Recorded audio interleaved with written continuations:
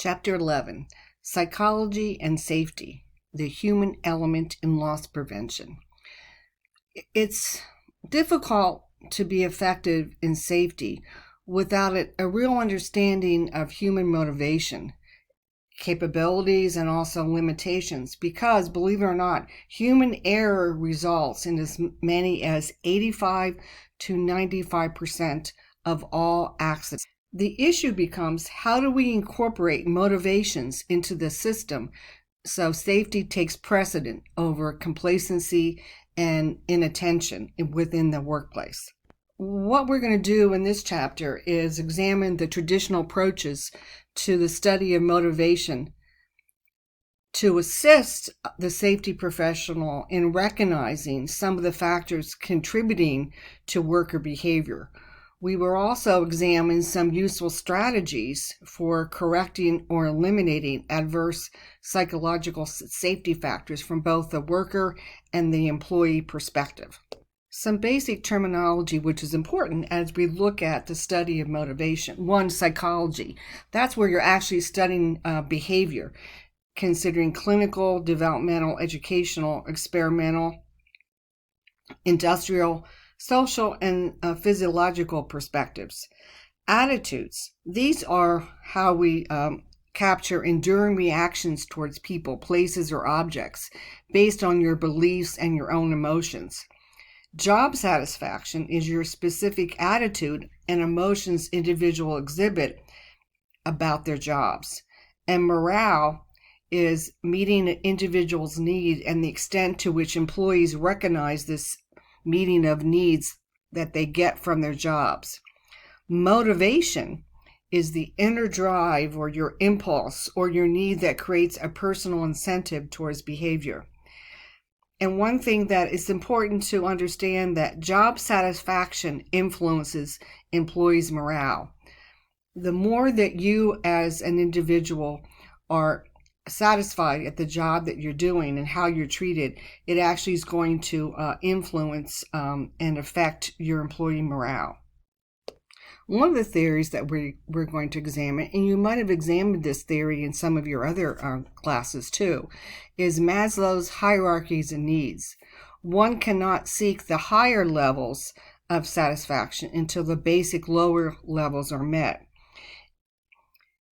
His theory is based on goal-directed model of motivation. For example, living in a location free from turmoil or conflict is an example.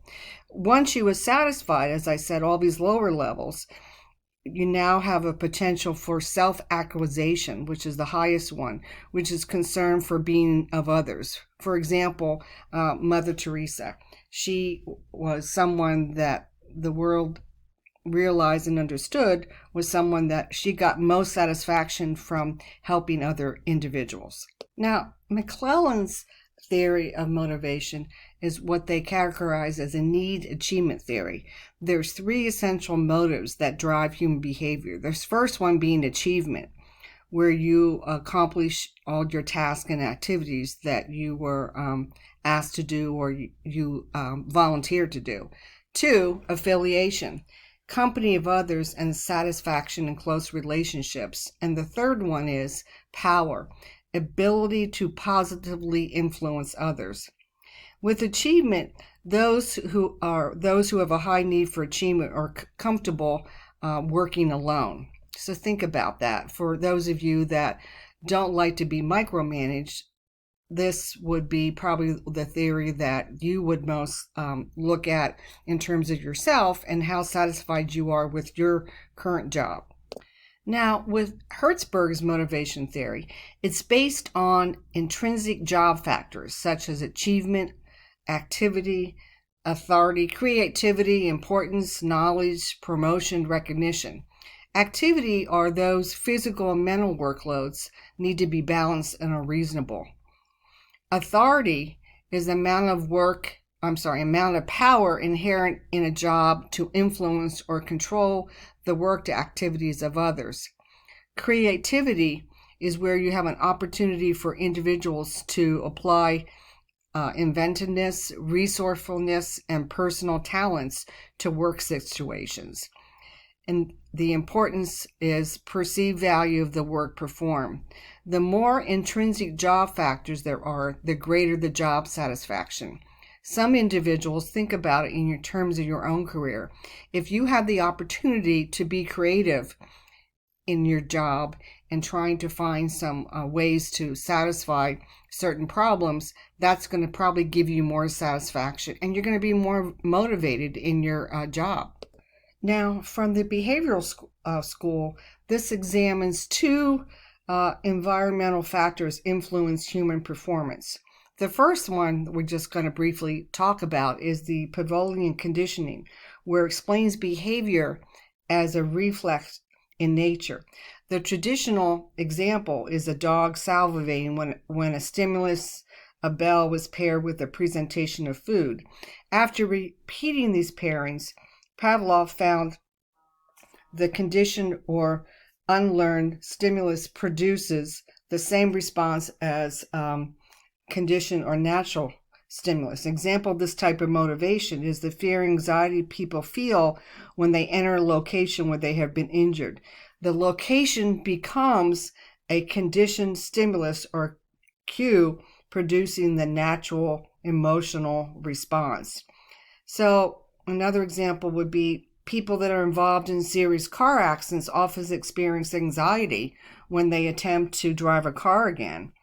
So in the workplace, an industrial example would be if someone was a near fatal shock of electrician at a high voltage substation. When he returned to work after a 6-month absence, the employee could not pass through the gates of the substation without experiencing deliberating anxiety. So again, things that you need to be concerned about in a workplace.